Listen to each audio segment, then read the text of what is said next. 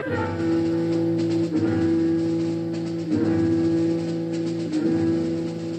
found this on Gunner Room. Gunner Mirror me. What is it? Well, it's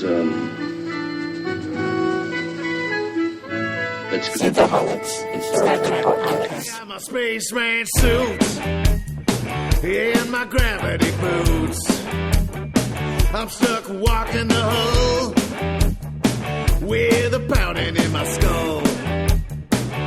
Ain't nobody knows which way the solar wind blows.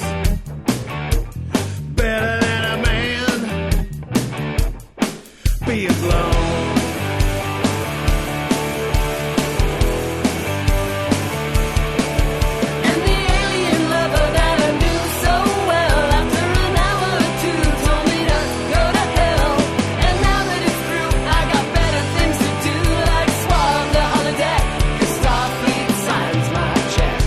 Welcome to Synthaholics, guys. This is your host, David Duncan, and with me is... Bound for the disintegration chamber at noon, Aaron O'Brien. At noon, high noon. High noon. And we have a special guest with us today, Natalie Schlichtmann. Hi. Welcome. Are you coming to the disintegration chambers too with us later on? Hand in hand? I think I'm going to stay out of that one, guys. No couples disintegration? It's like a 2-for-1 deal? Yeah. If your number gets pulled, if someone decides to go in for you instead, Can it be like the Hunger Games? Yeah, or it's like I Like, volunteer. as tribute. like if you're if your kid get picks and like you're the father, could you say I'm going to go in instead? I don't know. They didn't go in That would for be that. nice. Yeah. Or like, hey, Grandpa, can you go in for me? I mean, I'm only like 5. Right. Well, our subject for today, just so you're not left in the dark, we're talking about the original series episode, Taste of Armageddon. But first, let's kind of talk about how we met Natalie. Oh, yeah. I want to get into all that. Well, I follow lots of cosplayers on Facebook because they're kind of like the ambassadors of geek culture for, pretty much any kind of geek culture. And I love all the work they put into it. And Jerry Condra cosplay. I've never really said her name out loud before, so I'm sorry if I messed that up. But she put a picture up of her going to karaoke wearing a Star Trek uniform, and I shared it to the Synthaholics group. I'm like, oh, that's really cool. And then I messaged her. I was at that karaoke, actually. Oh, was it fun? It was very fun. What'd you sing? I don't remember. What? I think I drank a little too much of the Romulan ale. The blue stuff. All right, don't tell us. Stand by your man. No. It just makes me think of the Gold Knight. Oh, jeez. The really bad. It was probably karaoke. Spice Girls or something. Really? I to was be gonna. honest. I would be like, Tell me what you want. What you really want. Katy Perry, little Eye of the Tiger. Come on. Every girl gets up and sings that one. But anyway, like I'd asked Jerry to come on, and she was like, "No," she wasn't like no, but she's like, "I wanted to listen to your show," and then she's like, "I just feel like I need to prepare more before I come on your show." So then this is where you come in. So you spoke with her. She spoke with you about it. Jerica actually messaged me about it, and she said, "Hey, this podcast." Well, leave me alone. Shut them up. No, she didn't say it like that. She said they invited me to speak on it, but it's about Star Trek, and I want to, I want to finish watching Deep Space Nine first and some other stuff before I go on and speak on it. And I thought of you though, because I know you're into the Star Trek, and I was like, okay, that sounds fun. Give it a go.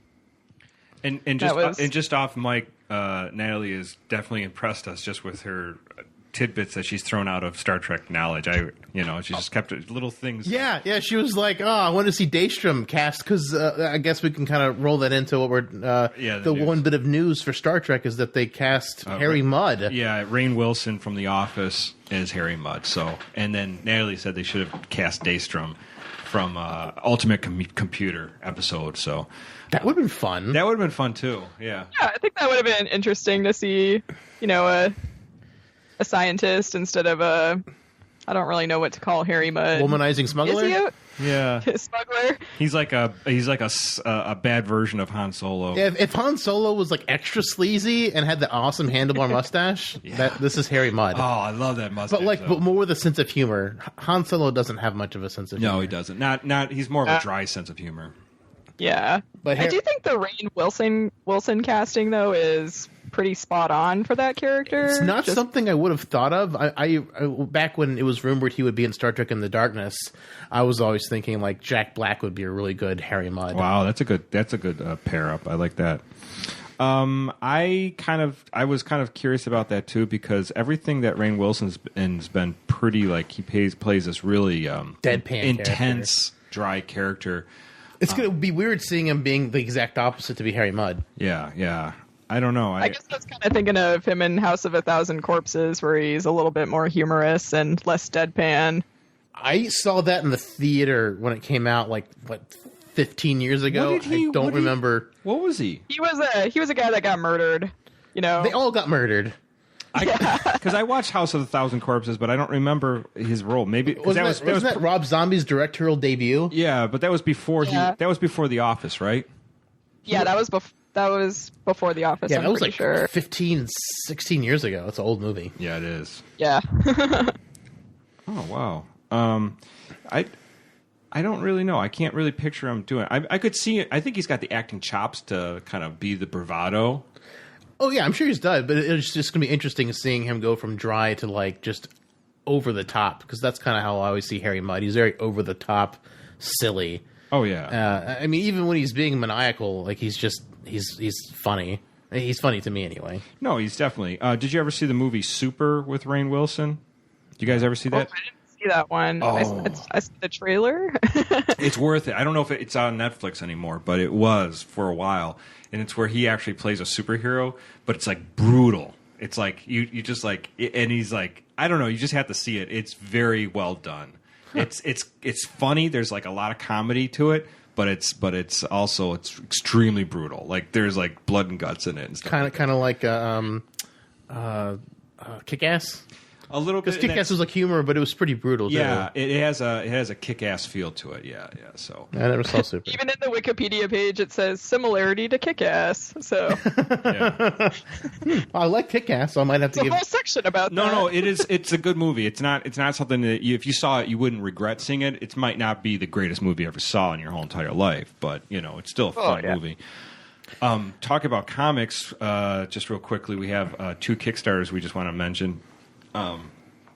One, we've had Chris Yoli from Ominous Press on our shows a couple times. Well, Ominous Press, one of their premier artists, Bart Sears, is putting out a how-to book, drawing brutes and babes. Kickstarter, if you do a search under Bart Sears, drawing powerful heroes, brutes, and babes, he's probably one of the bigger artists, especially in the 90s.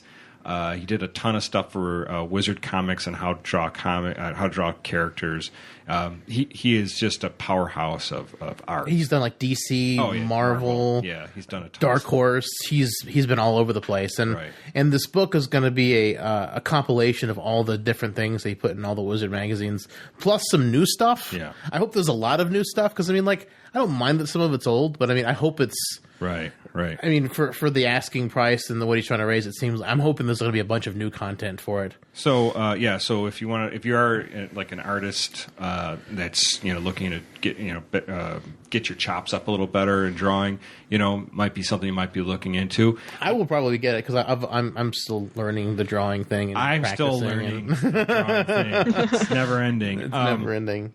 The other thing is one of our other actually Robbie from Nerdynomicon. He actually talked about it on his last show. He actually had him on the show. Right. We had he had Ben Garzanti on, and Ben Garzanti is a writer from the Buffalo area, and he's doing a Kickstarter for his comic coming out, Polybius Dreams.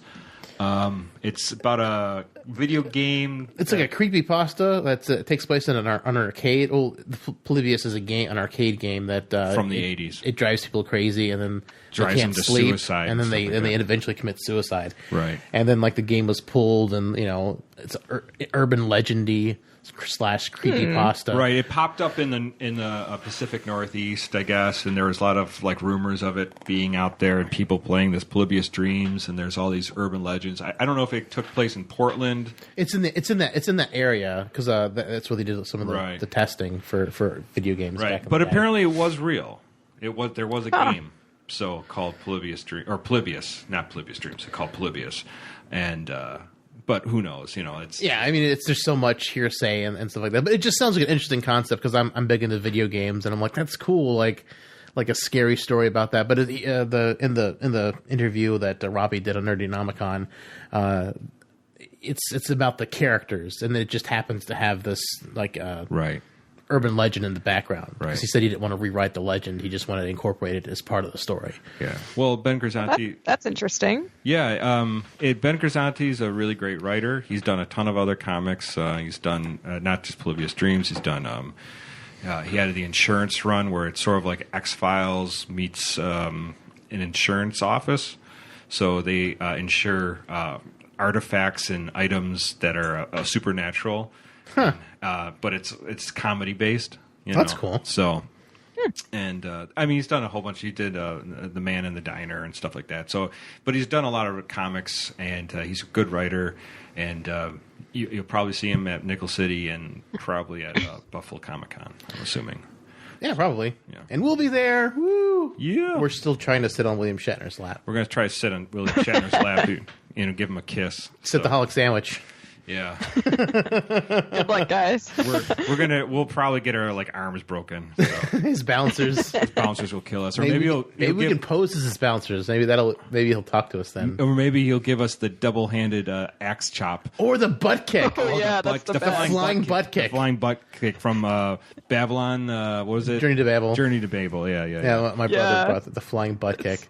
Although he does some kind of weird in the episode we're talking about today. He does some kind of weird flail where he takes down 4 guards all at once when he was having problems with just 2 5 minutes earlier. So yeah. Should we get into the episode? Let's do it. All right. So, Taste of Armageddon. Actually, Natalie picked this episode. It was one of her first. I asked her what episode she liked, and she this is her first on her list. I was like, interesting. I'm actually very happy you picked this, Natalie. Actually, it's one of those episodes I was going through my Netflix queue, and that was one of them I've been kind of skipping. I don't know why. Because I do like this episode, but it's just I think maybe I just never got around to it in the last couple of years. But yeah. So this is season 1, episode 32. I'm sorry, 23. I'm always switching the numbers around. We're dyslexic here at the house. I am actually dyslexic, but anyways, it's came out February 23rd, 1967. So there you go for the release dates. The Enterprise is off to do some diplomatic missions to meet with Alderaan. Oh, wait, no. That's somebody else. They've got this ambassador Robert Fox, who looks like he hasn't slept in days. He hasn't slept in his life. He's got those bags under his eyes. He looks at that weird race that's in the episode of Next Gen. I know. Where he's got the finger game. They play with Data. Yeah. That's the first thing I thought. That's the first thing I thought of when I saw him. I was like, he looks just like one of those guys. And with no prosthetic makeup. That's just how he looks. Right. So they're going to this planet in the star cluster.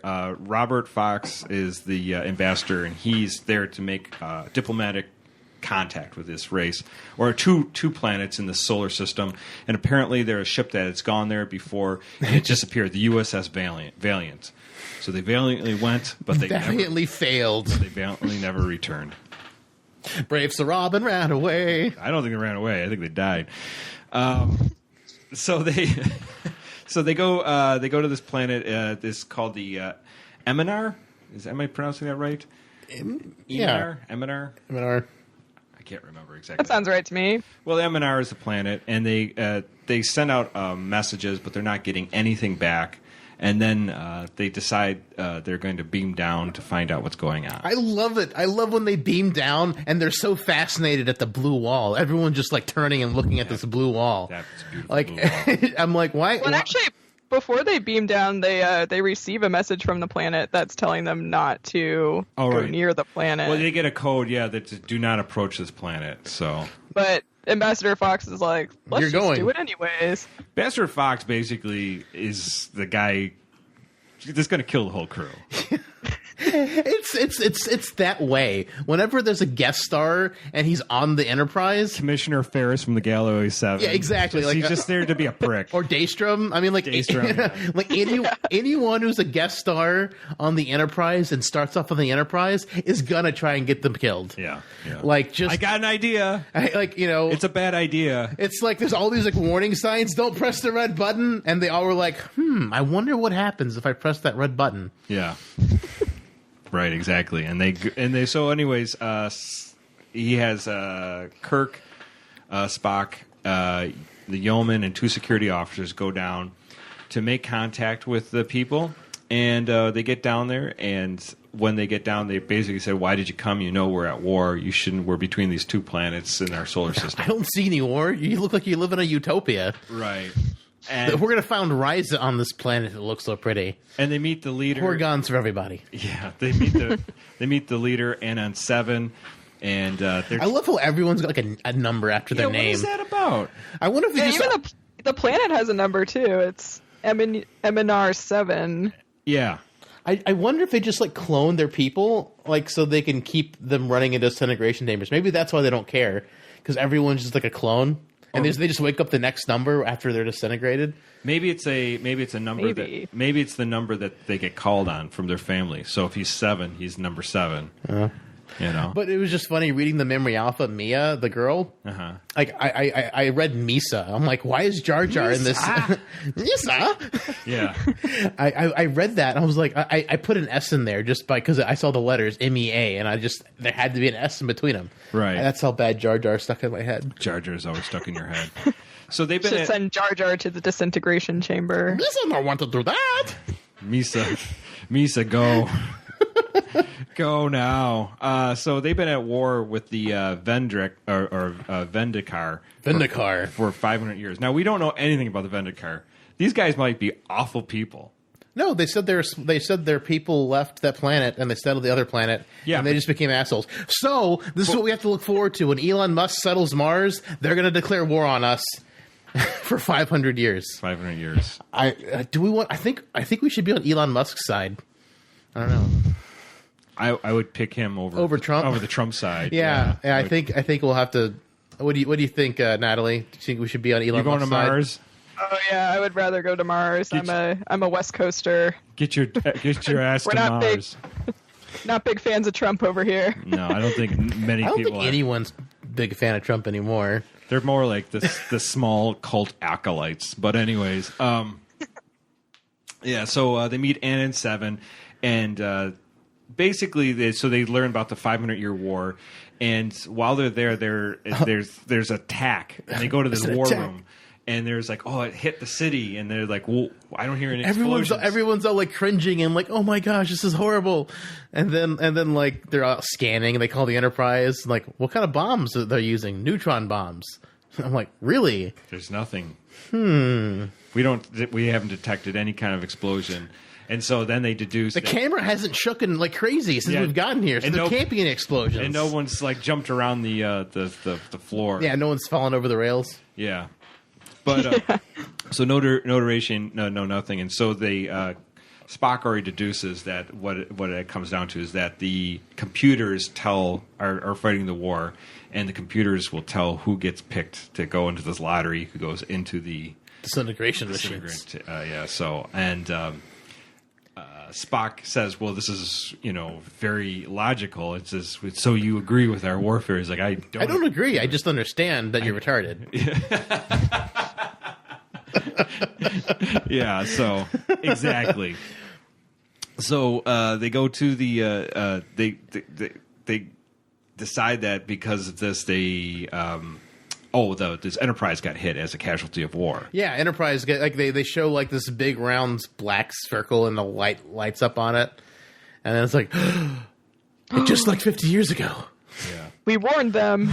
We warned you. Your ship. Everyone has to come down and go into the disintegration chamber. I just love how just a hit just means they're dead. It's like, you sunk my battleship. I'm like, did you account for it having shields or anything, deuterium plating or defenses of its own?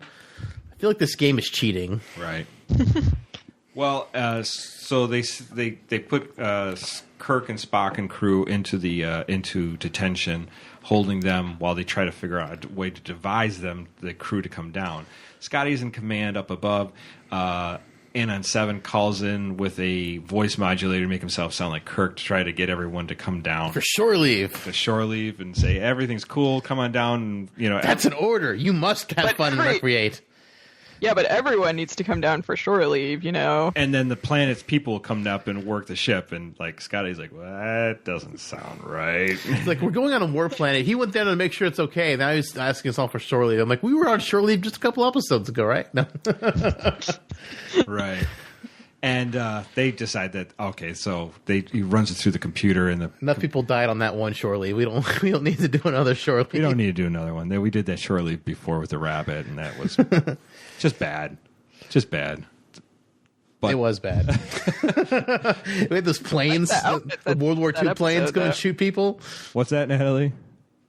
It's at the end of shore leave, like the crazy feather boa things that the girls are wearing. Oh, the girls. Oh, yeah, the yeah. McCoy's like macking out with. Like, Yeah. yes, McCoy, you are a pimp. Yeah.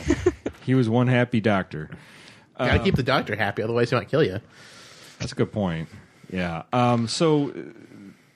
But Scotty figures out Anon 7's ruse, and that they are not. That's not Kirk calling in to do shore leave. So they're He like, puts up the shield. You gotta put the shields up. This is something's wrong. not sitting right. While they're doing that, Kirk is in his little room where he's being imprisoned, and Mia comes in. Misa. Not Misa. Keep Jar Jar out of this, please. Sorry. And she's basically saying, "What can I do for you? Can I do for you? Let me talk to a non-7. No, I can't do that. Well, then why'd you ask? Yeah, and Go away. I'm going to. Unless you want to sleep with me, because I'm Kirk. Well, I'm sexy. and he goes, and he's basically saying, like, oh, she says, I'm due for the disintegration chamber. You're not going in there. And he's like, well, I have to. It's my civil duty. It's like jury duty, like Jury duty. raised to like level 11. Like you have to go. My civil duty. It's like compulsory. It's like if I don't commit suicide, they could kill people for real. I'm like, Okay. but you might still be alive, so that's okay. That's okay in Kirk's book. I don't know. It's in my book too, I guess. Right. Well, Suicide's he just suicide is painless. It's a MASH song. Okay. Actually, it did look pretty nice. I think you just go in that room. It's just pretend it's a transporter. You transport you to the afterlife. As Kirk says to McCoy in Wrath of Khan, it's your big chance to get away from it all. It's my favorite line in Wrath of Khan. Go. Suppose they went nowhere. Well, then it's your big chance to get away from it. I when I messaged Aaron about going on my trip down to see my family. That's what he said. It's your big chance to get away from it. Yeah, What if I die? It's your big chance to get away from it all. because there was a giant snowstorm before we were going to leave. It was questionable if you were going to leave that day. Yeah. So Mia leaves, and that's when Spock uses some of his Volcanian. Yeah, he's a Telepathy. Volcanian. He's a Volcanian. Has he, besides he's done mind melds, and obviously does the nerve pinch, but has he done this before? And I don't think he ever does it again. Like he's like kind of tries to Using the Force through the wall. I don't remember. He does use some telepathic powers though in the Omega Glory when he convinces the Savage Lady to like give him. Oh, give him that's the right. communicator. He's from across the jail cell, right? Oh yeah. It's like from across the room where they have the Constitution, I guess. Oh yeah. That's okay. That's right. When they're doing the that knife. makes a lot of sense. When they're doing the knife fight. But That's right. he also mind melds with Nomad. So I mean, Yeah, that makes no sense. He's got he can feel the psychic energy of the circuits running through this robot, I guess. Like That made no sense. Vulcans are magic in TOS. They are a little magical. Yeah, he mind melds with V'ger too. So Yeah, he does. not the first machine. Yeah, I guess. Good grief. How does that work?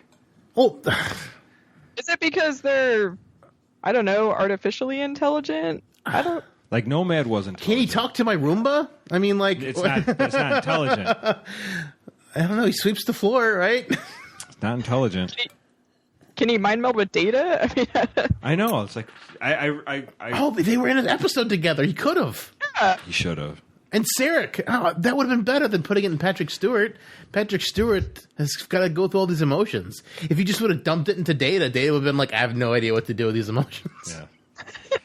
That's just shaped. That's a workaround Bendai syndrome. Just mind meld with a robot. Get all your bad stuff out, and the robot won't know what to do with it. Well, let's get back on subject. Besides mind melding with Data, which is fascinating in itself. Yeah, Spock uses the Force. His Vulcan ways, Vulcan wiles to get the guard to walk in through the door. He pulls up his pant leg a little bit, No. And obviously Kirk takes him out, and they get his disruptor, and then they decide they're going to go out and get more guns. They're going to get more guns. So they get out there, and while they're doing that, they run into one of the disintegrators. They shoot it. Yeah, they take one of the other guards' guns, and so they're on the loose, causing havoc. I love how like just loss of one disintegration machine has like caused everyone to go like the quotas to fall way short. They start complaining about the quotas from the bombardment. They're worried that they're going to start an actual war from loss of one. This is the whole planet. Yeah. Do they just have like? Do they have like shuttles that just fly them to? Like the one place to get the disintegration chambers? I kind of thought they had disintegration chambers, like maybe they have like post office, like just yeah, maybe it's just like spread throughout the every home comes with a disintegration chamber. Every home, it's right next to the shower. Don't go in the wrong room. I was drunk one night and I walked in the disintegration chamber. I peed in it. And my pee was gone the next morning and got disintegrated. This is wonderful. I don't have to clean the toilets anymore.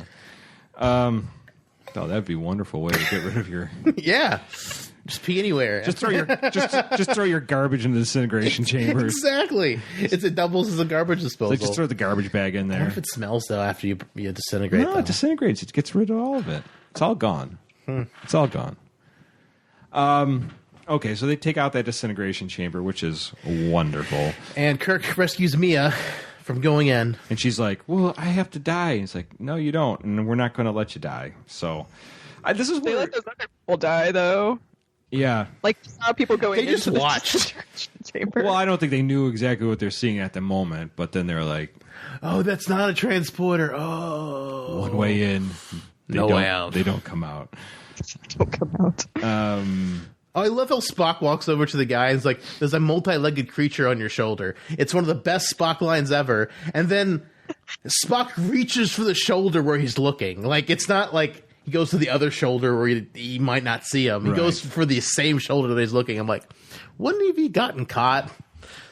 It's like, why are you trying to fill up my shoulder? Yeah, Spock was kind of gangster in this one, but he usually is when he gets the away teams. He kind of just does his own thing. But it's just such a great line. He looks at the shoulder and he reaches for the same shoulder he's looking at. I'm like, that's really weird, but it's great. So Kirk and Spock, obviously, they destroyed the disintegration chamber. They steal another disruptor. They get back to the prison cell because no one will think about looking for them. Kind of a good idea. I mean, that's the last place they would be. That's where they hole up with Mia, and they take some of those guards and they take their clothes and they have the two red shirts dress up as guards. I love that. Yeah, it's pretty actually, dressing up as stormtroopers in the Death Star, kind of thing. So, and then like at this point, they're like, oh, they've escaped, and so they try to take a shot at the Enterprise with the disruptor, with a giant disruptor, and then Enterprise still holds. Enterprise holds. Got shields up. Fox wants to like send them a message, and then he's like, "Oh, it was just a misunderstanding." And Fox is like, "See, they just like thought we were a pigeon. They thought we were a pigeon. They didn't know what we were. We thought you were going to attack us. Sorry." And then, oh well, just come down and we'll fix everything. And Fox is like, "Yes, I can finally do my diplomacy thing." He just can't wait to be a diplomat. He just can't wait to talk to people. Right. He can't wait to talk to people. I can't wait to talk. I need to find new people and talk at them. Oh, that's his job. He loves it. He likes mansplaining. I like mansplaining things to people. I diplomat. So, so anyways, Diplo-splain. At the same time when when they took the guards stuff, Spock got his hands on a communicator by one of the guards. It was limited, but he said he was going to alter it. So while Spock's altering that communicator, Kirk goes off to find Anon 7 to try to get to the control room. I think he's there just to obviously stop the war by destroying the equipment in the control room, in the war room area. So, yeah, Anon 7 is just like, have a drink with me. Kirk's like, no, I don't want to drink. Have a drink with me. Fine. I'll drink. You're not a lady, but I'll still drink. I'll drink. That's fine. It's alcohol, whatever. And Anon calls the guards with the magic button that's right near the booze. Well, it's like underneath the convenience store where you have the button to call the police if someone's in his private quarters. I worked at a convenience store. There was that button. It's underneath the counter. If you worked at a convenience store, there's that button underneath the counter. The red button, yes. And you do not push it. Unless you really need it. Don't put the cigarettes on top of it accidentally. Yeah. No, it's under the counter, so you don't put anything under it. But so Kirk takes Anon 7 and basically out to the control room, and that's where he gets jumped by 2 guards. Kirk does pretty good fighting 2 guards, but then he just gets knocked. I love how Anon 7 just kind of looks. Oh, yeah. He doesn't try to help. He doesn't know how to fight. I mean, he could try. I mean, you can throw a fist. No, it doesn't take much to help 2 guards. Who are doing most of the work for you. Well, so they drag Kirk off to the chambers, the council chamber, which is right by the war room. In the meantime, Spock has got his communicator fixed up, and he calls the Enterprise, and he basically apprises Scotty of what's going on. Says, "Get well away from the planet. Get out of range of the weapons. But stay in phaser range. Keep your shields up, and we're going to get in touch with you." And he lets Scotty lets Spock know that Mr. Fox Mulder is beamed down. Fox Mulder. He can't wait to talk to somebody. And then Spock has to go on a rescue mission. But before, he tells the yeoman, "Don't let Mia immolate herself." I love that. That's a great line. Don't let Mia immolate herself. Immolate herself. She's like, here, hold the gun on her. Don't let her immolate herself. Immolate her if she tries to stop you. Yeah. And so Spock and the guards take off, and they're going to put when Fox beams down, they say, well, he's also fascinated with that blue wall. There's something about that wall. It must be a wonderful wall. I don't know. Must be some pictures on that we can't see. Wonderful masonry work. And so when they get in the building, which we're sorry we had to do this, but you got to die. Oh, yeah, your ship was a casualty in the war. What do you mean? Who knew? What do you mean I got to die? What do you mean? Can't we talk about it first, please? No. And they just ship him off, and I just like how he's just kind of shell-shocked. He doesn't even know what to do. He's like, what? He just kind of shuffles off with the guy. I think if enough Enterprise people beamed down at once, if there was an away team, that they would have fought back. Oh, yeah. Yeah, they wouldn't have done. They would have. They wouldn't have done the Fox Mulder and just like, yeah, we're going to go along with it. Yeah. So while they're going to put him into the disintegration chamber, that's when Spock jumps in, saves Ambassador Fox. I was waiting for Fox to die. It's been a long time since I've seen this episode. I was kind of hoping he would, because you always want those people on board the Enterprise to be getting to die because they're just terrible people. And then he's going to Spock takes aim at the disintegration chamber, and Fox says to Spock, "What are you doing?" Because aggressive negotiations. No, sorry. He says what, strange diplomacy or something to that nature. It's a great line as he shoots it and he blows aggressive diplomacy. I think he's like. I don't think he says aggressive. I think he says like strange or peculiar. I can't remember exactly. Diplomacy. So I was doing Star Wars. Jeez. Really? Stop with the Star Wars. Sorry. I don't want to think about that movie anymore. Then we jump to Kirk and Anon in the council chamber, and they call the Enterprise and basically saying, we've got your captain. And then Kirk's like, do Operation 24 in 2 hours now. Right. And so he says, we'll kill Kirk and the rest of his crew, rest of the landing party, unless you come down and beam down and surrender yourself to us. And Kirk says, well, you don't understand. I'm going to destroy this planet if you don't let us go. So It's like, who wants to shoot first? Yeah. And it's kind of cool. So they're too far because they're going to fire on the Enterprise, and they realize they're out of range for their weapons, but Enterprise can still hit them with their phasers. So Kirk's got the upper hand. As Kirk always does when he's surrounded. And then at the last minute, Kirk takes a jump at one of the guards, steals the just one of the disruptors, And then somehow flails around, knocking out the rest of them. Yeah, it's a great. Gets them under phaser fire. Spock comes in, and he's like, "Oh, I thought you needed help." And Spock's like, and Kirk's like, "I do need help. I do need help, but thank you." Yeah, but thanks for thinking of me. And so they send the rest of everyone out. They bring one of the council members in. It's like, hey, which one breaks everything? Yeah, We don't have the budget to shoot every machine, so we need to shoot one that'll destroy them all. So Kirk, One ring. one shot to destroy them all. So Kirk shoots the computers. Computers all blow up. I love him like, get against the walls. Like, why do computers have C4 in them or something that makes them explode? Shouldn't they just like break? It's TOS. The 60s. They didn't know how computers would be. They all have like bombs in them. I can't get to the airport because your computer's a bomb. I'm sorry.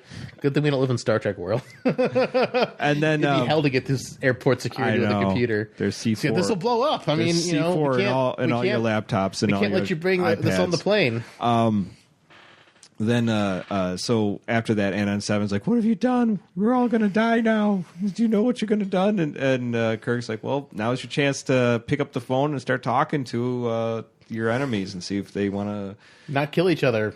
You know, and Ambassador Fox says that he will stay behind and try to help with the negotiations, which is probably the best thing Fox has said since the entire episode. Yeah, and they kind of leave from there, and they're like, "How did you know that was going to work?" And he says, "Well, either way, they're going to kill each other. So, like, if it was with real bombs or the computers, so either way, it was going to, you know, might as well at least this way they might be scared enough to try, right, and talk." So that's the episode. Yeah. And then you had like the obligatory weird Spock moment where Spock kind of like raises his eyebrow. He goes, "You almost make me." Spock says to Kirk, "You almost make me want to believe in luck." And he says, "Why, Mr. Spock? You almost make me believe in miracles." And like, Spock's like, "What?" You almost expect the laugh, the Hill crew laugh, but they decided not to put the whole crew laugh in this time. They didn't do that laugh, no.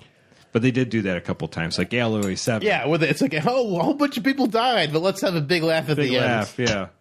All right, so that's the episode in a nutshell.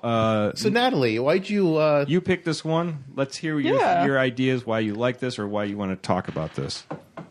I just thought it was a really interesting concept.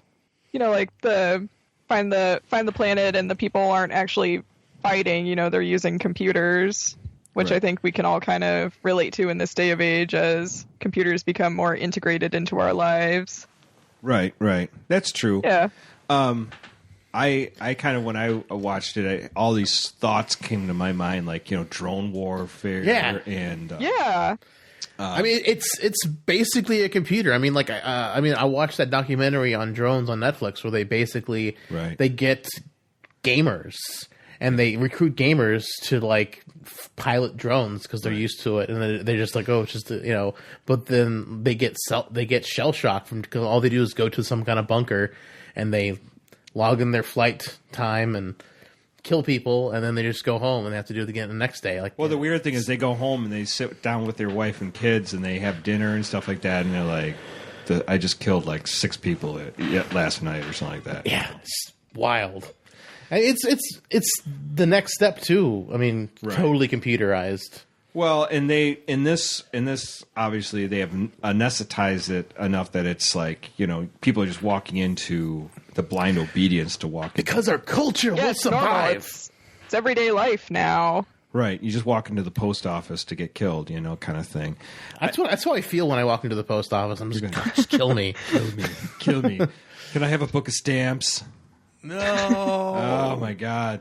Can you pick up? I have to pick up the mail that they didn't decide to deliver to my house. Thanks. Do they do that to you? I have to go to the post office. Anytime I order something bigger than a piece of mail, I have to go to the post office. Oh, see, I never had that issue. I hate my life. I never had. Oh, that's horrible. Yeah, so that's one of those things that's just like the blind obedience to walk into something. Obviously, like, but 500 years, like this is like oh, you got like little Johnny is 2 years old. One day you're gonna have to walk into a disintegrator, probably. Right. It's like Probably. it's just Yeah. like it's ingrained in their society. It's just you grow a up with normal facet of their lives. Yeah, I mean, if you grow up thinking certain things, It's like we're at war. You could die at any second, and when you die, you have to walk into a disintegration chamber. It's like they teach you that death happens before you die. or that death is part of your patriotism to your planet. Yeah, it's such an interesting.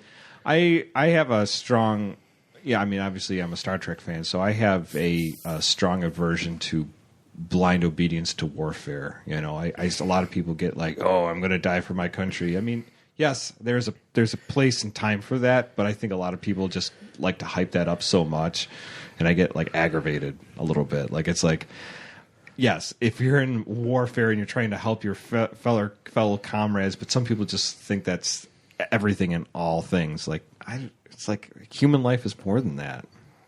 To me, it is. And I wanted to say we're in an enlightened age. No, but I can't say that. I can't say that in good faith. But we are in an age where there is technically less war in our lifetime than there has been on a global scale for human history. Human history, where violence has gone down dramatically. It goes down dramatically as we progress technologically. Right. I mean, World War I and World War II were probably some of the worst times recently, but I mean, it's been a long time. So hopefully things will continue in that trend, and maybe one day we can get to that Star Trek ideal where there's no war. Well, Dave, you obviously you saw this episode, and what was your ideas when you saw this? Anything?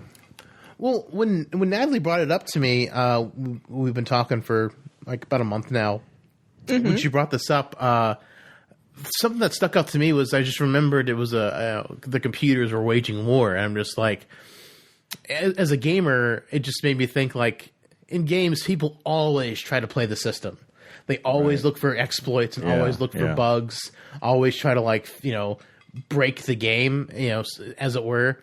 And for all intents and purposes, they say it's not a game, but this is a computer game. Like, what if the other side is cheating? And how would you know if you're not really monitoring what's going on? All you do is respond to what's happening on the computer. But are you checking to see if they're playing by the rules of this war? Right. Are they exploiting something?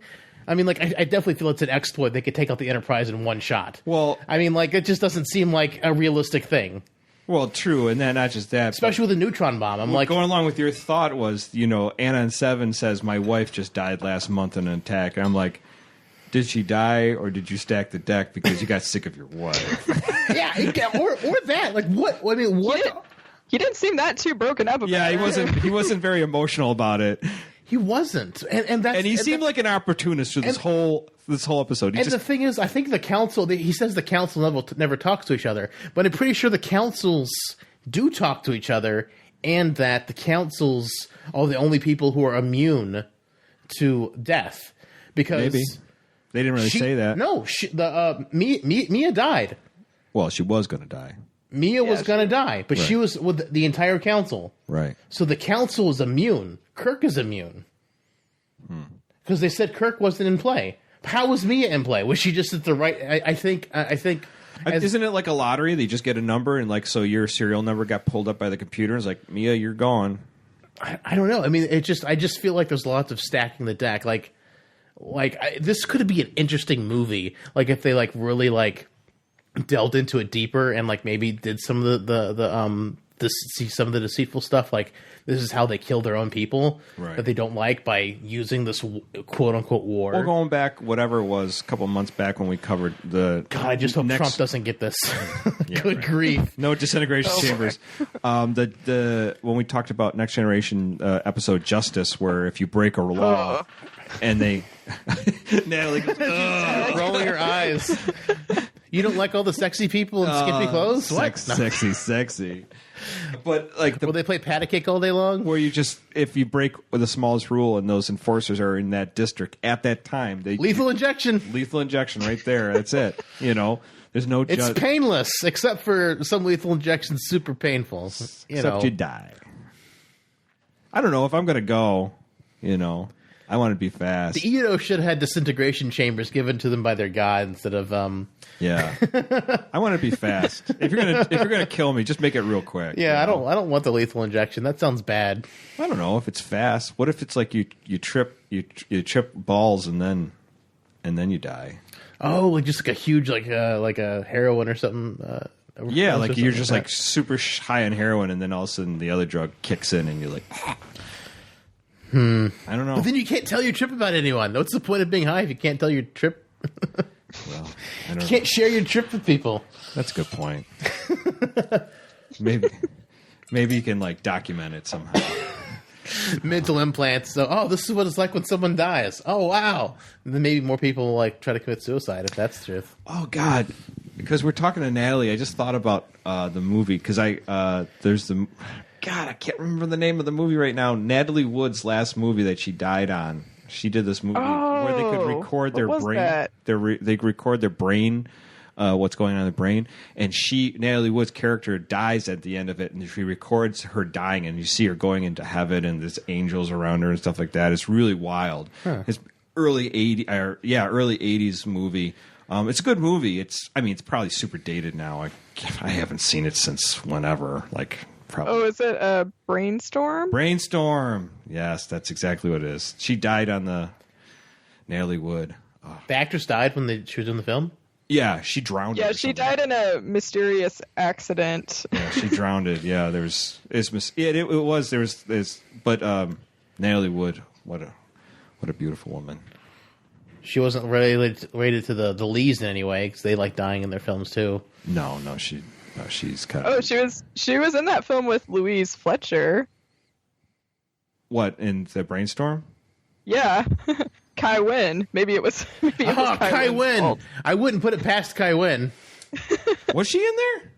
Louise Fletcher. She was in that movie? God, she must have been super young. Yes.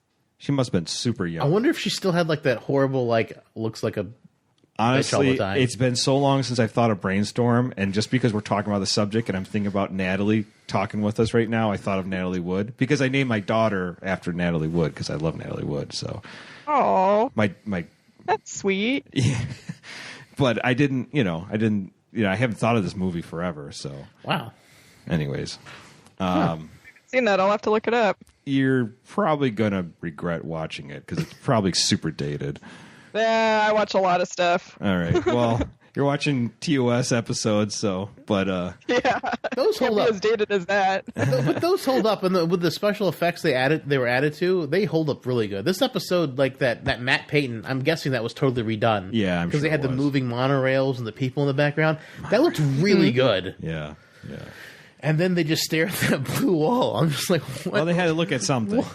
It's like, but I don't know. It's just such a weird move. But it's where such a- everyone looks at that wall when they beam down. Such a 60s look. Talking about 60 looks. Well, what did you think of the episode after seeing? First of all, I just want to talk Robert Fox's outfit. I mean, it's like a proto Pac-Led outfit. what is going on with that outfit? I love that giant collar, and he's got like that. It goes around his shoulders. He's got that lacing that's like on there, and it's kind of that green. It almost looks like it's made of curtains, but it's not. So it's very 60s. It's probably made out of couch. A lot of Star Trek uniforms are made out of couch. It could have been made out of cut up couch, but I just love that little lacing on there. Oh my god! Especially like Romulans and TOS. I mean TNG. Yeah. They look like just wearing the most uncomfortable couch, cushioning or Right, yeah. It was awful. with the spikes on it. It's like Romulan toilet paper with spikes. Oh. I got to talk to the prefect about that. Can we? That's why they're always so angry. Maybe that's how they got those forehead ridges. They were just cringing. They're so angry. They're cringing so much from their wiping. spiked toilet paper. From the wiping on the toilet paper. Yeah, it's got to be. But yeah, so besides his outfit and as I said off mic, but the guards look like the presidential candidate Vermin Supreme with the boot on his head. That's the first thing I thought about. They're just the uniforms look so goofy. I mean, we've seen those hats on before, like. But the thing is, the hats change when you first see them. Before you know they're bad guys, they're like a cylinder. They're like a straight up cylinder coming off their head. Then as soon as they turn evil, they turn into points. Like their hats change as the episode goes on. What's the one where they're in the with the Klingons fighting over the planets? That's not Let That Be Your Last Battlefield. That's the other one. That's the guys with the different faces. Oh God, I can't think of it right now. But anyways, yeah, I've seen hats like that in the original series more than once. Maybe not exactly like that, but very similar. Yeah, I think the one with the bad makeup. Is that the one you're talking about? No, not that one. That's Day of the Dove. Day of the Are you Dove. talking about the one with Core? Not With the Organians? No, that's the Mercy something. Aaron and Mercy. Aaron and Mercy. I'm thinking the one where they're on the planet and there's like they're in a medieval area where they have these like bullwhips or Oh yeah. and the one girl's pregnant and McCoy has to deliver the baby. Oh, I haven't seen that one so long. Yeah. I just can't. Oh, what is that? And she keeps smacking him. It's like, stop smacking me. I know she's smacking McCoy constantly. McCoy's getting bitch slapped constantly. Like, God damn it! I'm trying to deliver your baby.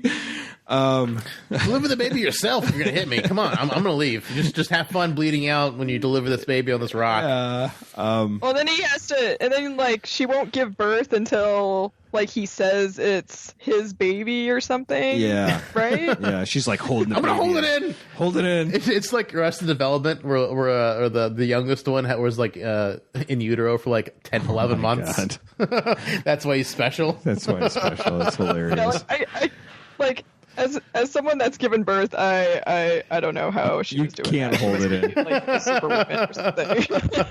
It's like when you really got to go to the bathroom really bad, you're going to hold it in. It's like it's 10 I'm holding that baby in for another 2 months. It's like it's getting extra cooked. It's like 100 times worse. Like It's like 1,000. Yeah, it's Oh like my God. it is not. You cannot stop it. It is coming out. Like she must have like the uterine walls of like the Hulk or something like that. She-Hulk. Yeah, crush that. She's got some strong lady muscles. Yeah. Let me tell you. She's holding it in. Well, anyway, so yeah, Vermin Supreme hats on all those guards. Which Yes. Are ridiculous. I like Scotty in command. I think we got a good Scotty episode. We don't get a lot of Scotty. I want to see Scotty in command and one of the JJ reboots. They've put Sulu in command. It's time for Scotty to be in command. I want to see Simon Pegg in command of the Enterprise. That'd be cool. I'd like. Oh, that would be amazing. That'd be nice. Yeah, so I like we saw a little more Scotty than we normally do. Yeah. I mean, you used to get like snippets of Scotty. At least it's not Wolf on the Fold. Not that episode. Maybe we'll have to do that one soon. Let's skip that one. That and Empath. Kind of like we're skipping Square of Gothos. Yeah. Oh, There's a couple TOS ones we were doing, not doing. All right, so but then obviously just the whole dilemma of the computers, the blind obedience of going into disintegration chambers, the idea of a computer-led warfare with you've made the war so painless, other than people just dying. And it's a way of life now that people don't think of it. They don't think of it all. They're holding on so hard to their culture. Our culture must survive. Our culture of just dying, rolling over, and taking it. Well, but the thing is, if you had a real war, things would be bombed out. You couldn't build things. People would get like sick and get disease because the water and stuff would be terrible because they couldn't do purifications. So, but I love how that's Kirk's point. No, that's exactly his point. I love how that's his point. It's like you've made war too clean. Like if you're going to be at war, you should be at war for real. You should want to end this. It's too clean. You don't want to end it. So what happens when America, has basically Terminator robots that we can have a guy behind with a joystick controlling it, and they can just march on a battlefield?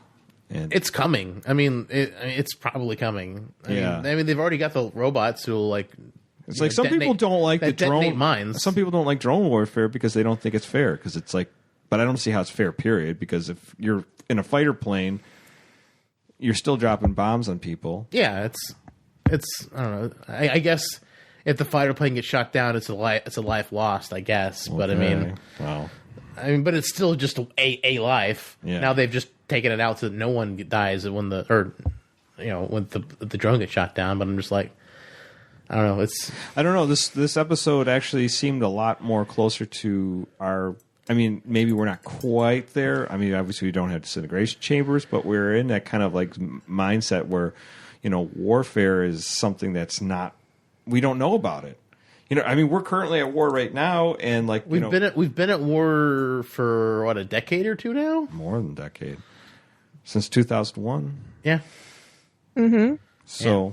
I mean, we've been at war for that long, and it's like we don't really feel the impact, really. I mean, there are soldiers out there right now fighting as we speak, and we don't really think about it. Well, yeah, but it's not like we're as America, we need to get our nose out of everyone else's business. So we're not at war all the time. But that might be true too. But I mean, we're not fighting like a Hitler threat. We're fighting, these basically ISIS type of characters who are, that we keep creating. Yeah, but they're it's kind of like Vietnam. That was kind of the start of this type of warfare that we're currently which is fighting. Like they're considered what, military actions or police actions. They're not war, quote unquote. I'm like, oh, they're police actions. I'm like, that's BS. It's war. I mean, we're fighting. People are killing each other. That's kind of what war is. Yeah. Right. And it's just one of those things that it's just when it, you read the, what's going on in the world, and you're like, it seems so far in distance. And and I have family members that have, served in, the Air Force and the Army. And my brother's in the Army Guard. Yeah, I mean, it's like these people definitely, have to go and do their, they go serve their country, and it's not easy for them. And it's like, but we're not privy to that. We don't know anything about it because we're not in that world. I mean, it's not like there's no. I mean, I'm too old now for the draft. If there ever was a draft, I mean, they'd have to be probably invading America for calling me up. Probably. But I mean, still, we've got drones. Why do we need to call people when we can just drone people? Yeah, drone people, or you can have the Terminator TS. T-1000. So the T-1000. Oh boy. Yeah. Or whatever we have nowadays. I mean, they have all these. I see all the robots that they have. According to the last podcast on the left, remember they had that episode where they were getting those emails that came in. That one guy was from the military. He's like, "Oh yeah, we've got these crazy mech suits that we're working on." Oh yeah, no, yeah, like I know that are like. He's like, yeah, these things are like crazy. They can take out tanks by themselves, and like, I'm sure we're going to be seeing some crazy stuff in the next, 10 to 20 years. We're going to start seeing some really nutty stuff. So sounds like an anime. Yeah, mech suits. I want to live in that world. They're giant. They knock over city buildings. It's like no. It's like Pacific Rim is coming to life. I know. Yeah, or Man of Steel, where just the cities get destroyed. I'm trying to save you, but I'm just destroying everything. I just want Voltron. That's what I want. Get the lions. They make the Voltron fly. I mean, I don't know. If you have a Netflix, that is an awesome cartoon. I watched part of the first season. Pretty good. Pretty fun. It's pretty good. I watched the old one. I used to watch the old one too, and I didn't. I saw it came up, and I watched it, and I was like, "Wow, this is wonderful." And they're in season 2 now, so. I've heard it's really good. I haven't gotten around to watching it yet. It's worth watching, and it's funny too. There's a lot of little funny parts into it, so it's a good show. I just got sidetracked with Supernatural. I watched. Yeah, you went deep down that rabbit hole. I watched like half of the first season of Voltron. I watched half of Luke Cage, and then I started watching Supernatural. And I've not watched pretty much anything else. You haven't dug out of that. I'm on the hole. last season that's on Netflix. Wow. Remember when Luke Cage came out? That's when I started. Wow, that's a long time ago. Yeah. Man, Luke Cage. I'm super into Supernatural now. I guess. I'm watching Star Trek: The Original Series right now. Cool. I'm glad you're talking to us. No, that again. I mean, I've seen it before, but how much do you watch Star Trek? I mean, you watch all the episodes, like all this different series. Oh yeah, well, I tend to go by series. So was it? I think it was the year before I was watching Enterprise again, and Deep Space Nine because I was trying to get ready for this Star Trek quiz. Wow! Oh, nice. Which my team won, by the way, so that was awesome. When was that? Was that the same time as the karaoke? Karaoke? Oh no, this was in this is actually before I met Jerica formally. This was in 2015. Oh wow! Yeah. So What was the prize? It was cash. It was I don't know if you guys have Geeks Who Drink bar trivia. no, but we should. Around your area? We should. We should head that up here. We should head that up. If I Yeah, ever... it's a nationwide trivia, I guess, company organization. Okay. And they're not in every state yet, but there's a lot of venues out here in the Seattle area, and they do themed quizzes every once in a while. Okay. So that was the Star Trek theme quiz, Wow. That's awesome. and my team won the Seattle one, so that was pretty awesome. That's great. Although it'd be funny if we went together and we lost, because like whenever we were doing the nerds in the round table, whenever I asked you something for Star Trek, I just needed you to tell me something because I was like Well, halfway Dave, drunk. like I said, we're like a married couple. It's like married couples don't know shit about each other. Like, I married you for some reason. I don't know why anymore. For your Star Trek knowledge, why can't you fill it in mine? Yeah, my husband actually was not on the Star Trek team. I made him watch The Baby. Oh yeah. Does 'Cause it? he hasn't seen enough of it. Does to he? be a Does he watch Star Trek a lot, or is it just something you? It's something that I grew up watching it because my dad grew up watching it. So my dad was actually on the team. That was fun. Did he kick ass? But yeah, some of my earliest memories are watching reruns of the original series and TNG when it was first on the air. Nice. Yeah, I my dad grew up. I mean, I grew up with Star Trek. My dad grew up with it, and so like I mean, so that's some of my earliest memories too. Just watching Star Trek on television. Right. I remember being excited for the original, the Next Generation coming out, and eating that Cheerios so I can get those die-cast metal Enterprises. Oh yeah, a lot of Cheerio boxes. A lot of Cheerio boxes. Not as many as Guy Davis, but Guy Davis did a lot. Guys are other co-hosts sometimes, and sorry. His mom bought him enough Cheerio boxes to like get all the stickers, and he's sick. He cannot eat Cheerios. He cannot eat to this Cheerios day. because he ate so many damn Cheerios. No. And we told him not to visit Buffalo and go to the waterfront at night because we have a General Mills factory, and you could smell Cheerios at night. We warned him that might trigger some memories. I know. Having convulsions on the street. But yeah, I think my first PG-13 movie I saw in theaters was Star Trek First Contact. Really? Oh, my first one was 4, I think. Your first movie was 4? And the theaters, I think. Oh, cool. Yeah. I think I saw Generations in theaters, but I think Star Trek First Contact would have been my first PG-13 rated movie. Oh, nice. Because I was dating myself here. I was about 7, I think, when that came out. Oh wow! Well, my dad took my dad was going to take my mom to see Braveheart back in the day, but my mom's mom was visiting, and she doesn't like violence in movies.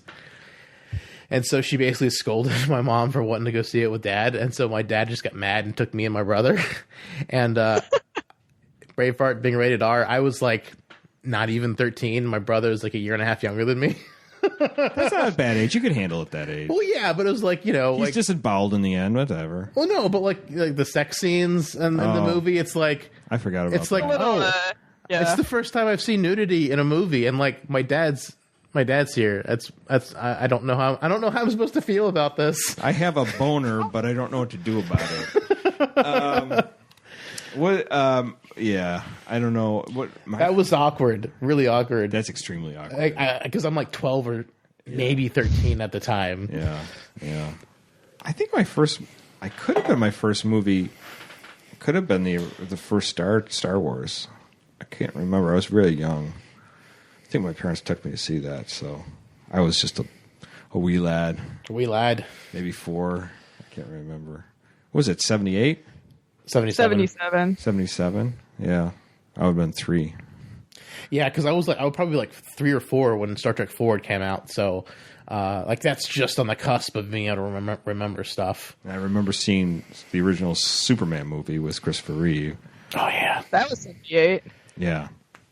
That's a good movie. That's a really good movie. That's a movie that it doesn't hold up as well, but it still is probably the most serious superhero movie at the time. Like Yeah. it's you see it, and they actually put effort to make it into a good movie. It wasn't like a cheeseball movie, you know.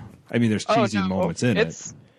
It's way better than Man of Steel, like even story plot wise, acting wise. Christopher Reeve was a really good actor. I mean, that he could be Superman, be so convincing, but then Clark Kent and be such a bumbling idiot. Yeah, Christopher Reeve was really good, You know, in the role. But yeah, I'd have to agree with you. Man of Steel, not great. I want Wonder Woman to be good. I want it to be so good, and the trailers look good. But then again, Man of Steel trailers look good. Batman vs Superman trailers look good. Suicide Squad trailers look good. So I can't. You know, I'm losing hope. yeah, I'm still excited for Aquaman. That's all I'm going to say. I'm a huge Aquaman fan, and I never thought I would ever see Aquaman in a movie. I mean, my whole life, Aquaman got shit on forever. So it was like, this is a movie where Poor Aquaman. Yeah. And I don't care if people don't like him. It's just one of those things that is like, I just never thought I'd ever see a movie with Aquaman in But it. with Jason Momoa playing him, everyone's gonna like Aquaman. Like my coworker. Jason Momoa? Yeah, I call him Mimosa. Mimosa. I could drink of that. I'd have a long, cold drink of mimosa. Most people would, because he's pretty ripped and pretty hot. He's a good-looking guy. You can't deny And then that. calling him Mimosa too, that just sweetens the deal. But my coworker was we were talking about it, and it was just funny. He's like, after Justice League comes out, everyone's gonna come out and be Aquaman fans. Like, oh yeah, I was an Aquaman fan. Like, it's all these fake Aquaman fans are gonna come out. Yeah, you're probably right. Because Jason Momoa is doing it, and he was so good as Khal Drogo and Game of Thrones. And I hate when he died. Pissed me off so much. Yeah, I read the book, so kind of saw it coming. Saw it coming, but like, he was really mean in the books, though. Meaner in the books. Yeah, everyone's a little meaner in the books. But yeah, he's a good actor. He's really hot, and he the way the couple lines he has in the trailer makes him look like he's going to be kind of funny too. Yeah, so, So I think Justice League's going to bring out a whole bunch of fake Aquaman fans. Well, I have a ton of old Aquaman comics that I can put everyone to shame. So I have such a large. You are a legit Aquaman fan. I have so many old Aquaman comics. It's actually embarrassing. I go through it. I'm embarrassed with myself. I'm like, why did I buy this many Aquaman? Nobody needs that many Aquaman issues. You just really love the orange and green. I do kind of like it with the orange and green with a blue background. That's kick-ass. It does really stand out. Yeah. They pick those colors for a reason. Yeah. It does. So just like I don't know. I always had a fondness for Aquaman because I wanted to be a marine biologist when I was younger, and Thank you, Natalie. I did too. I wanted to be a marine biologist. I thought it was cool. So the sea animal. That was cool. But because of my poor education, they wouldn't let me into any colleges. So, sorry, sir, you failed everything but your name. But speaking of specific colors, that's why they picked the colors in TOS, all those bright, different uniforms. Because it was the first show. It's one of the first shows ever aired in color. It still works for me. Yeah. I see those costumes like, yeah. I don't know if I told you about this, but like The Simpsons, one of the reasons The Simpsons is rated so highly that people love it is they say they gave a survey. It's the colors, the bright colors. That's why most people tune in to The Simpsons. That's really weird. So it's like, it's not the comedy, it's not the characters, it's the colors. The colors. It's just so. We're such dumb animals. We are such dumb animals. We're like visual beings. Yeah. It's like another argument at work. It's just like I just really. You have so many arguments at work. I do because the security guard always likes to argue with me. The security guard. You do not work here, sir. Stop coming into this gate. Yeah, we just get in he just likes to argue. I love that. But it's just like, he hates Star Trek. He's like, Star Trek's boring. It's stupid. I'm like, no, Star Trek is great. And like, there's more to life than blinky lights. Like in Star Wars, everything's like blinky lights and explosions. What's that light? And I'm just like, there's more. He's like, Star Wars is good. Star Trek is stupid. I'm like, no, they're both good, but Star Trek is better. He's like, no. I'm like, no, Star Trek is better. There's something to think about. It feeds your brain. It's not just flashy lights for the dumb drooling masses. Yeah. Did you guys ever see that video that was going around recently where it was like a little animated video and it was like, it's Star Wars better than Star Trek or something like that? Darth Vader and Picard arguing? Yes. Yeah. I think that's been on our group once or twice. Yeah, it's funny. It's like, it's not the point. And like, it's exactly what it is. It's like, it's not, special effects aren't the point. I don't have a problem with Star Wars whatsoever, as everyone knows. It's one of those things but it's like you can't. I think people think of Star Wars as dumb because they think of the original series being kind of a corny old show. Yeah. And they don't. If you give it half a chance, which we've had people guest on who've never watched it before, we pick an episode and they're like, wow, it's actually pretty enjoyable. And watchable. Yeah. So it's too bad if people don't give it a break, and they should, It's fun. They really should. They really should. I There's mean, lots of worthwhile stuff in there. There is, and it's good storytelling. He's like, stories don't matter. If you want stories, read a book. And I'm like, what? Why? Like, anything televised or in movie should have a good story in it. You need. I'm sorry. Even like for me, I'm a huge comic book fan. If a story sucks, I will stop reading it. Yeah. I love the art side of comics. If it has great art and a bad story, I might not ever pick that book up again because I just can't put myself through the story. So, most definitely. Yeah, I don't know.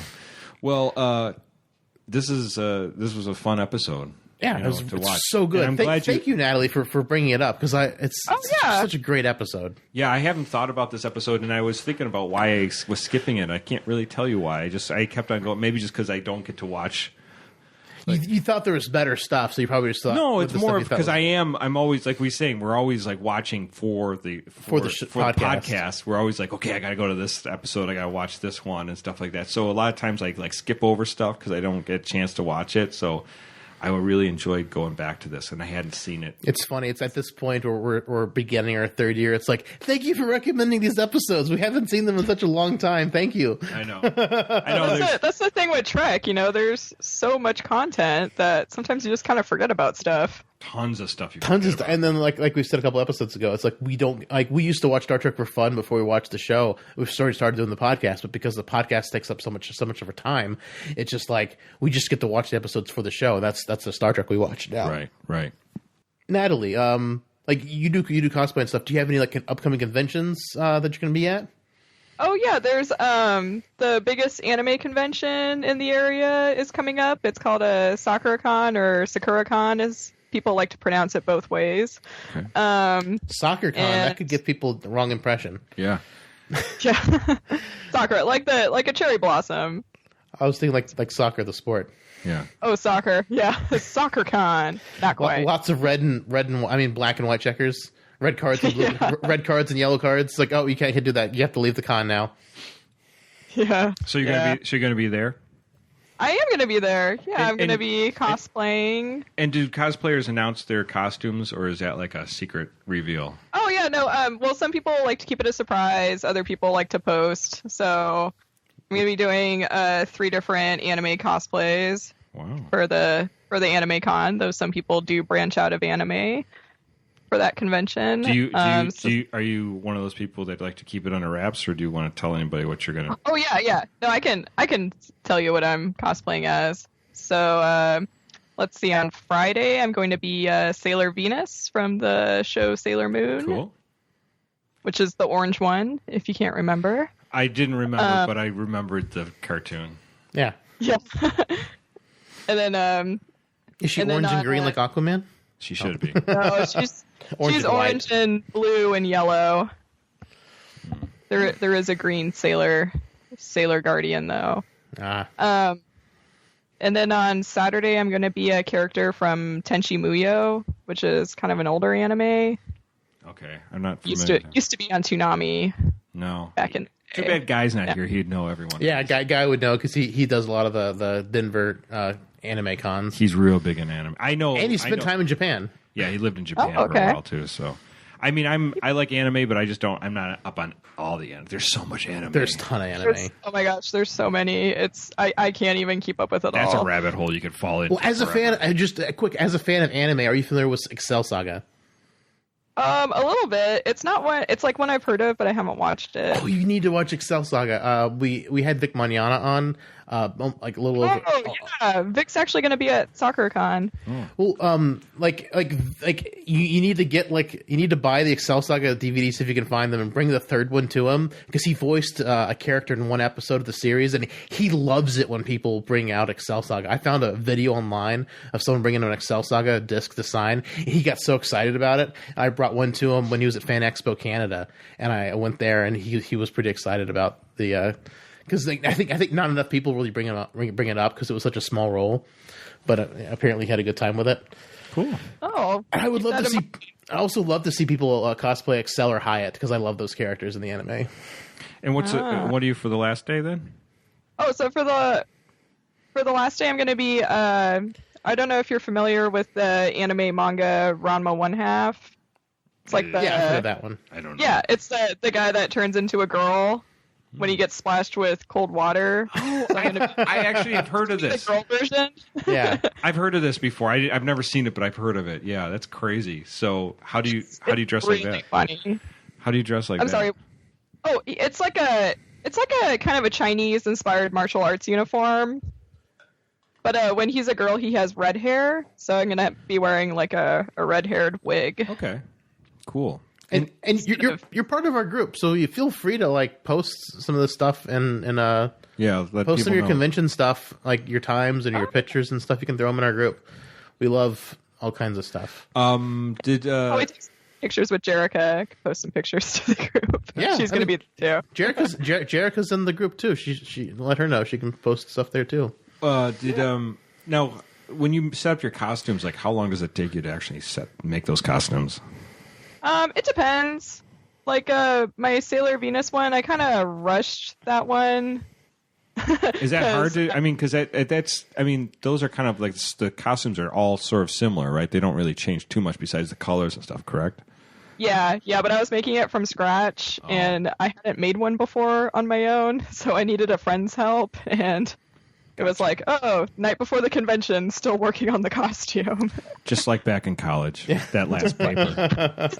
Finish that paper. All night bingers. Oh, man. Finish And I'm still actually working on my Saturday costume, which is a schoolgirl uniform. So hoping to get that finished pretty soon. And do you have any other cons you're attending? Yeah. I typically go to Geek Girl Con in October. It's in Seattle. Okay. I haven't gone to a lot of the summer conventions, but I am actually going to the D23 Expo at Disneyland in July this year. Oh, nice. Cool. It's like the Disney Con. Is that are you doing anything special for the Disney one? Oh yeah, I'm going to be wearing it's the Blue Fairy from Pinocchio. Okay. Which I just recently wore to Emerald City Comic Con. Awesome. How was Emerald City, by the way? It's really big. That's the biggest convention by far in the state. Right. No, I mean, I see things for Emerald City all the time. Yeah, I got a picture with Gates McFadden, Beverly Crusher this year. That's awesome. So Sweet. that was pretty cool.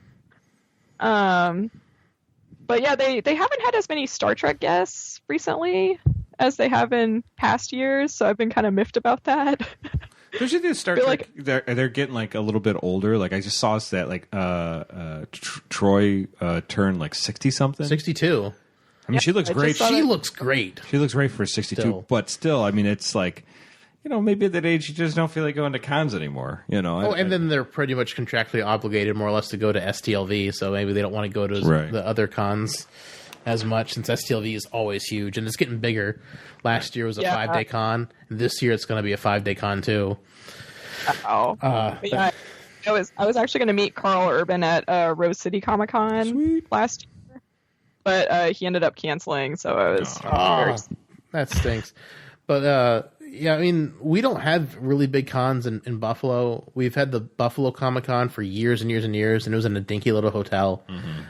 2 years ago, it was the first time it was actually in our convention center. Yeah. Last year, a new con started in Buffalo called Nickel City Con, and this year's its second year, and they're already pulling out way bigger guests than our Buffalo Comic Con. I mean, because this year we've got Billy D. Williams, we've got William Shatner, and we've got Nichelle Nichols.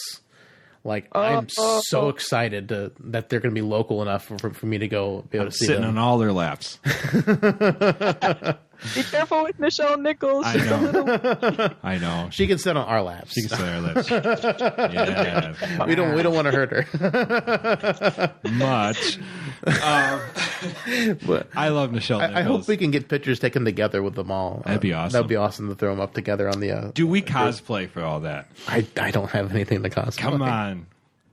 That's also the thing with Star Trek cosplay is there's either really cheap, Amazon costumes that you can buy pre-made. Right. Or there's like the really expensive ones that they sell for, $500 for a tunic. Yeah, those are ridiculous on Avonos. Well, and then they also don't make them in my size because I'm a bigger guy. So. Well, I think Dave should go as a Klingon. Like the Imperial Klingons. Well, I've done I really want to do a Klingon so I can do more cooking with EU. I have a friend that, and I think you've met him before. He back in the day. I mean, he did a Klingon uniform, so like you could tap him for knowledge if you ever wanted to do it. And he could help you a lot with it and how to set it up. Mm-hmm. And I would love to do the Wrath of Khan uniform. Oh, Monster Maroons? Yeah, It's a Monster Maroon. Yeah. Those are awesome. You will be dying though. Oh, they're my favorite costume. Because there's so many layers. The turtleneck and then and it's wool. Like I've looked up Just make like a fake turtleneck top, so it's just one layer underneath. But I mean, it's the official uniform is made out of wool, so you want something between your skin and the wool, because I don't think wool is going to be the nicest feeling fabric to wear. Well, do I really want to pick wool? I probably wouldn't make it out of wool then, to be honest. Yeah, can't you pick something like a knockoff fabric that's similar to wool? Oh, totally. I don't know. I don't know. I just remember I've looked up the pattern. Me and my girlfriend, we looked up the pattern before. And I think it calls for wool for the Monster Maroon. I'm like, wow. I have no skills in this, and I have to be honest. When I see people with their costumes, I am thoroughly impressed, but I have no patience for any of it. Like I see people for Halloween costumes, I just people what are you going to be? And all my friends are planning ahead 3 months in advance. I'm like, I don't give a fuck. I just don't want to do it. I would love to have a Klingon uniform though, because I mean, I rock the Klingon look. I've been rocking the Klingon facial hair and the long hair for 4 years now. Ever since you met me. Yeah. I rocked the Klingon facial hair for years. Slap the ridges on. I need some ridges, and I need the uniform. Yeah, you can. I know a guy that makes ridges. He lives in the Midwest. Well, that's cool. That's his only job. Could you just imagine that's your job? I just make ridges. He does a lot of makeup, kind of prosthetic prosthetic type of stuff. Mm-hmm. He has a shop on Etsy and he sells Klingon ridges and Bajoran nose ridges. Wow, nice. Cardassian appliances and stuff. Oh, so that's got to be crazy intense to do those. Oh yeah, I would love to do a Cardassian style cosplay, but it's all those pieces, all that makeup. No, you should do Gul Dukat's bastard daughter. That way it's a little bit of that. Yeah, ZL. Do a little bit of both. Oh my gosh! Did she just break out ZL? Yeah. Wow. Yeah, and Natalie, you have you got my mad respect that you just busted that out. That's awesome. Because that way you don't have to do the full makeup of anything. Because I mean, the Cardassian features are way underplayed since she's half Cardassian, half Bajoran, and she's got barely any nose ridge. I mean, you could if he does the appliances, he'd have to do some custom ones because they're very minimalist. Oh yeah, he does custom work too, which is nice. But yeah, that's the guy who I got my ridges from. Now, do you do any Star Trek cosplay? I've done some Klingon cosplay. but Really? it's just Oh yeah, kind of you been said that in the beginning. Yeah, right. It might have been before we started. Did do you do the the Imperial look, or do you do something different? It's like a TNG style Okay. Klingon. Yeah, that's supposed to be and they Imperial. were Yeah. like I've done a couple different outfits, but they were both kind of closet cosplays, just kind of thrown together from already existing clothes. Like I haven't made the actual full uniform Okay. yet. It's a complex uniform. It's not a Yeah. There's a lot of different pieces. A lot of and moving there's a lot of parts. different ways you can go. lot of moving parts for sure. Yeah. Yeah, I don't know. It's something to think about. I mean, that's what I would, like Yeah. I said, I would want to be the maroon. I would love a set of maroons too, even though I'd know I'd die as soon as I put them on because I get hot way so easy. Yeah, but I mean, that's the other thing is you get in a Klingon uniform, you're going to be sweating your I'm nuts gonna off. be dying. Yeah. Yeah. But I would love to do that because I don't know if I shared it with you, Natalie, but I did a cooking with EU where I made the Klingon blood wine. Oh, I don't think I saw that. Oh, I need to send that to you. I made so it's on our YouTube channel for Synthaholics. I made Klingon blood wine, and basically I let my hair down so it's all everywhere, so I look like more like a Klingon. And I made this video because one of the instructions in making blood wine is you have to ignite it. So I thought like that would be a cool thing to show lighting it on fire. Make sure that Dave does not immolate himself. Yeah. Well, I was like, oh, this is going to be cool if we have to light on fire. I mean, if it doesn't make a fireball, it's still going to look cool. So I wanted to record it. So like, well, how about I record the entire process? And then so my idea was like, oh, I'll pretend to be a Klingon. I'm like, I'm making blood wine. It's fun. But you should be in full costume for that. I want to. I'd love That to would do be that. really cool. Yeah, something. I can always, once I get a full costume, I can always go back and remake the blood wine That's true. because it's actually a good drink. I wouldn't mind making it again. Yeah. Cool. Very nice. Where can people find you, Natalie, online? So they could say hi or follow your work. Oh yeah. So I'm on Facebook, and granted, I don't use my cosplay page as much as I probably should be using, but it's called Mina P Cosplay. So that's MINA space P space cosplay. Cool. And then I'm on Instagram as Mina P Chan. So it's MINA_P_CHAN. Nice. Awesome. Cool. We'll put those in the And- show notes also. Yeah, that everyone can Yeah, see. and I do a lot of Sailor Moon cosplay, but especially on my Instagram, I like to do a Trek Tuesday. So I'll post something Star Trek related. Cool. Awesome. Man, I wish Guy was on this episode. Guy would be like the perfect person to talk to. You said don't get guys. don't get Guy. No, I mean just it's just a little logistically difficult when we have multiple people remote. yeah, exactly. But Guy knows so much about manga and anime. Yeah. Well, next time we have you on, we'll try to get Guy in on the loop with you because you guys can talk anime too. Yeah, because he's Aaron's our comic book guy and our Star Trek guy, and Guy's also a comic book guy, but he's also really big into manga and that kind of stuff. Where I'm a little bit into it, but I don't know nearly as much as. And I love anime and I love manga, but I don't know all the the B-sides. I don't know the B-sides. Yeah, I know some of the big ones like Ghost in the Shell. I know the hits. Vampire Hunter D, Akira. I love Vampire Hunter D. I love the first one. The second one got a little bit too melodramatic and the violence was too toned down. I'm like, I was expecting more from the second one.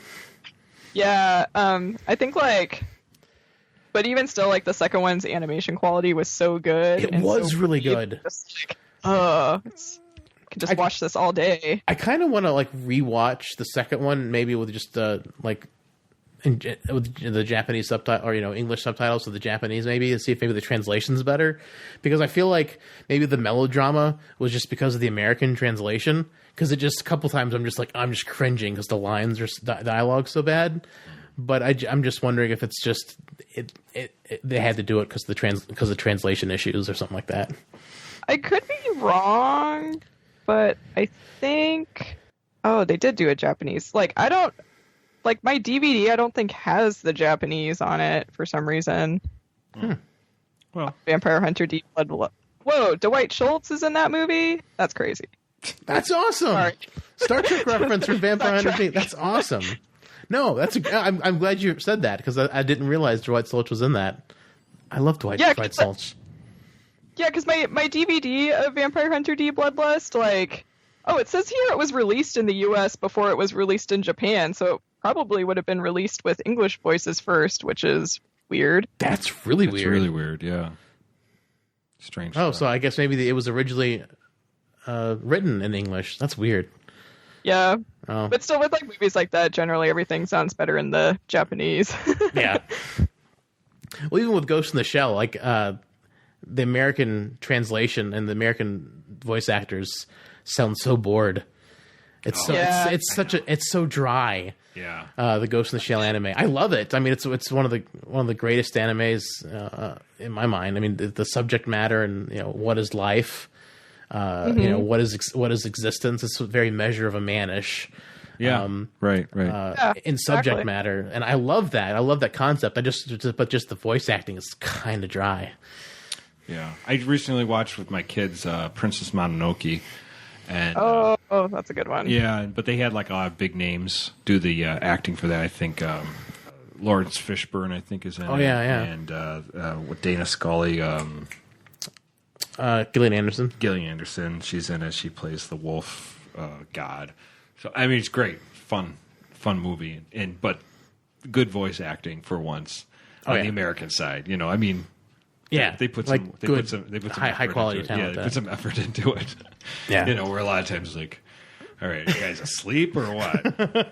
Yeah, and with a lot of the earlier, like English voice actors in anime, like. They just don't end up sounding that good. No, sometimes I wonder if they should just like redo them, like with the voices. That would be awesome if they redo like Ghost in the Shell. Do Ghost in the Shell. Do original Vampire Hunter D maybe? Yeah, Vampire. I haven't even watched that one in English because I'm scared to because that movie was released in the 80s. They're goofy. But speaking of like quality voice acting, you really need to listen to See Excel Saga and watch it in English because Vic Mignogna is such a good actor and like the character is a one-off character and he plays that character more intensely than like anyone else plays their character in that episode. Like Vic Mignogna is just totally on point. In that episode, and I loved it. I actually watched that episode before I spoke with him, so I could talk about it with him when he was on the show. That's awesome. I love that. Cool. But you can find us at sithaholics.com. On Twitter, we are Sithaholic Duo. Personally, I am David_J_Duncan. I'm Blackboard 2004. Yeah, you can find Guy Davis at GS Davis Art. You can find his other things at USS Tamerlan and Witches of Flame. Right. Follow us on Facebook. Join our group. Definitely join the group. We're always having fun on the group. Facebook.com/group/Sithaholics. Natalie's part of it. Jerry Condra's part of it. Post funny things. Post your memes. Post your cosplay. Star Trek or not. It's awesome fun. Absolutely. We even post science, Star Trek news when we see it. Sometimes when it comes up. Yeah, sometimes there's actual science on our site. I got faked out by the Decay run for Congress. Oh, yeah. I wasn't going to post anything from today. Yeah, George Takei fooled us all. I wanted to see something good, and I was scrolling through Facebook today, and I was like, "Why am I scrolling through Facebook today? Nothing here is real." I stopped myself too. There's no point. About like 8 o'clock because we were recording on April Fool's Day, just for everyone's knowledge. Right. At this point, rate us on iTunes, give us some stars, give us some reviews. We really need these desperately so that we can be seen, so other people can find us on the show. We're trying to grow the show, and our show's been more or less kind of steady for 2 years, but this is year 3, beginning year 3. Right. Get out there, write some reviews. Just say, hey, we like them for this reason. You don't even have to do more than like 2 sentences. Give us some stars. Reviews, stars. That helps people see us more with the Apple iTunes algorithms. And iTunes is one of the biggest places where people look for podcasts, and it's really hard to find us if you're just looking for Star Trek. You can find us if you're looking for us by name, but people just looking for Star Trek content may not find us unless we need you guys. There's help. A lot of Star Trek podcasts out there. There's a ton, so we need your help to get up there so we can be seen. And if you have a couple bucks you want to throw our way, we have a Patreon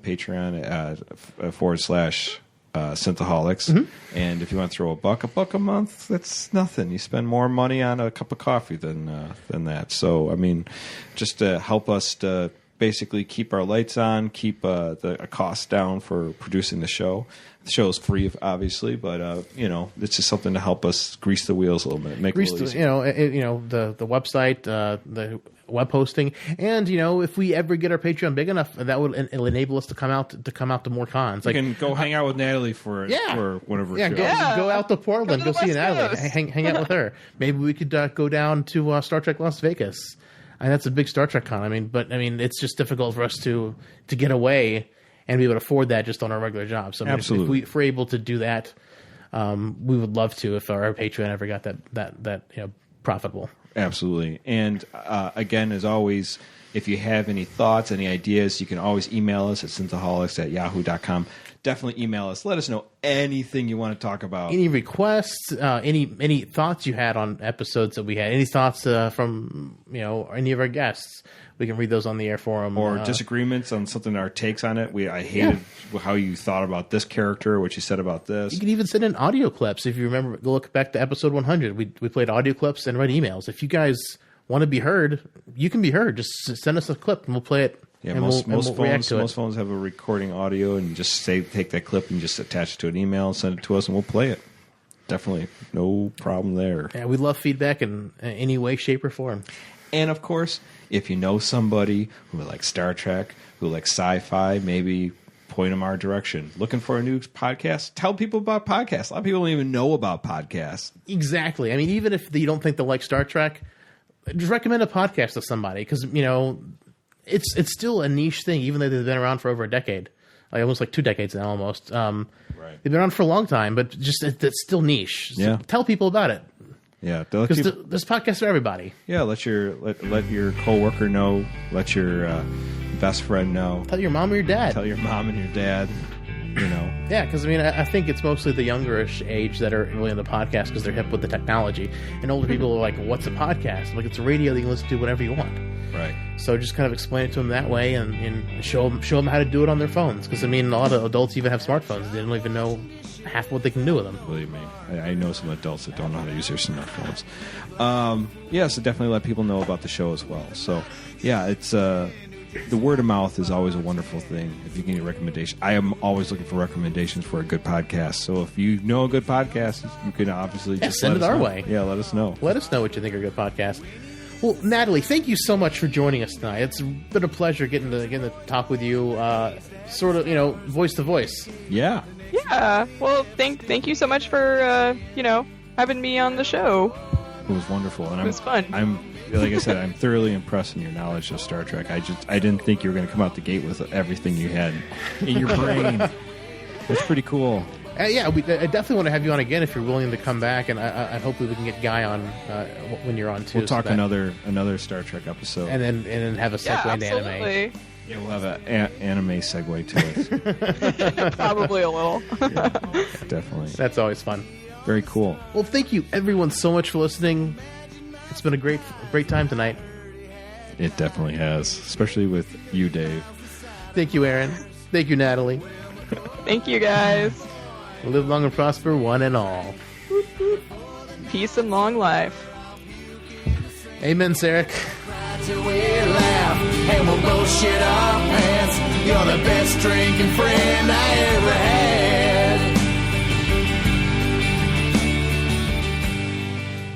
Nice. So you live in Portland? Huh? You live in Portland? Oh, I live in Seattle. Oh, Seattle. Okay. My baby brother lives in Olympia, Washington. So. Oh yeah. The navel is gone. Lived there for a while. Did you see my Klingon mug? I don't think she's going to understand what that looks like. It's really. Is dark. Is it like the metal blood wine one? Yes. Yeah. Metal blood. I recognize that. She knows it. I know lots of things. Well, I'm always. Can impressed. you make us go? I'm always just impressed when somebody comes in and they can name people's characters from odd shows, Daystrom. Yeah, Daystrom is that's a really offbeat pull there, you know. Yeah. So I wouldn't have, you know.